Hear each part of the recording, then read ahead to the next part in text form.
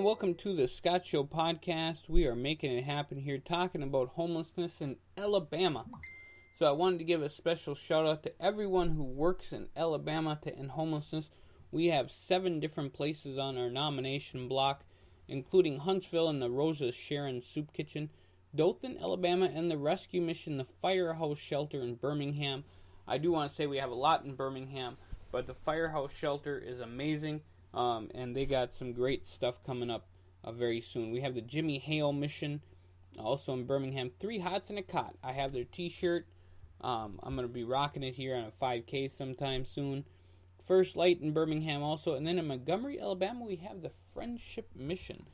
We also have different places doing things all across the country to end homelessness and poverty. We have 2 of them. Sir Gents in Northport, Alabama.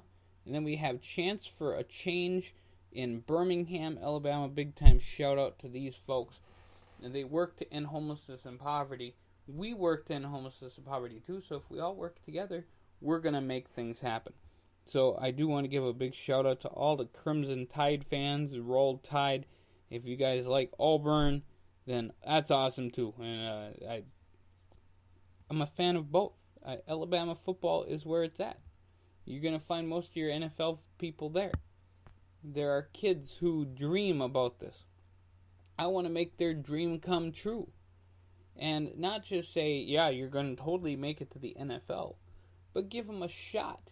We need to work with our youth, homeless, impoverished, wherever we can, to make sure that they all have a chance to survive, thrive, and succeed. If it's the NFL, if it's even just college football and getting a great education, we need to make that happen. And we're going to, in Alabama, we're going to be promoting football, promoting sports, and promoting the fact that we can get kids in these sports relatively cheap. I mean, that's the one thing that we look at all the time, is how expensive sports are.